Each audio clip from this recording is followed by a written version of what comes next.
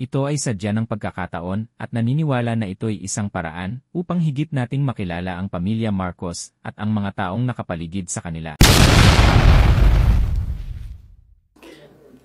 Kasi madami ang nagsasabi na we are on this road to perdition. Our country is on this road to perdition because matigas ang ulo ni Inday Sara. Hindi siya nakinig sa tatay niya. Kung nakinig lang siya sa tatay niya, tumakbo siyang president, hindi mangyayari itong nangyayari sa bansa natin ngayon. And hindi lang yan isang beses na narinig ko, madaming beses. Even kapag pumupunta ako sa mga iba't ibang lugar, diretso ako sinasabihan ng mga tao, hindi ka kasi nakinig sa tatay mo. Or they would say, one time nasabihan ako, it's all your fault.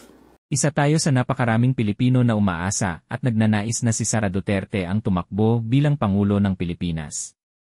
Marami sa atin ang nakakaramdam ng pagkukulang sa 6 na taong pamumuno ni Tatay Digong, at ito marahil ang dahilan kung bakit inaasahan nating si Inday Sara ang magpapatuloy ng kanyang mga nasimulan.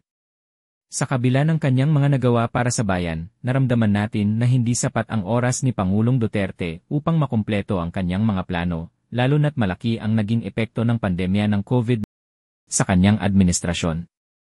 Bagamat marami siyang nailatag na proyekto, hindi natin maikakailan na ang pandemya ay nagdulot ng mga limitasyon sa mga plano ni Tatay Digong.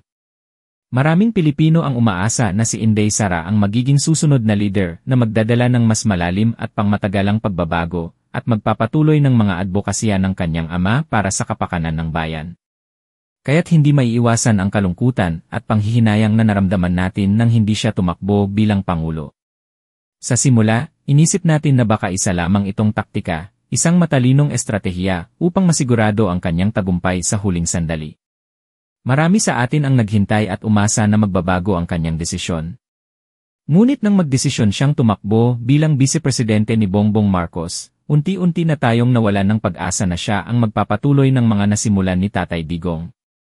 Bagamat mabigat sa loob, tinanggap natin ang kanyang desisyon. Bilang mga Pilipinong patuloy na naghahangad ng pagbabago, sumuporta tayo sa kanilang alyansa sa pag-asang itutuloy ni Bongbong Marcos ang mga magagandang programa ng nakaraang administrasyon. Kahit na iba ang naging takbo ng mga pangyayari, ito ay sadya ng pagkakataon at naniniwala na ito'y isang paraan upang higit nating makilala ang pamilya Marcos at ang mga taong nakapaligid sa kanila.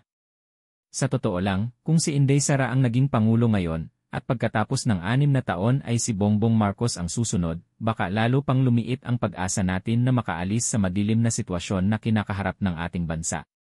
Sa kasalukuyan, nananatili tayong umaasa na ang mga darating na halalan ay magbibigay ng pagkakataon upang maagapan ang hindi magandang sitwasyon sa ating bayan. Alam natin na maraming Pilipino ang tahimik ngunit, katulad natin, ay naghahangad ng tunay na pagbabago. Naway magdala ng mensahe ng pag-asa at pagbabago ang darating na eleksyon para sa kapakanan ng ating bansa.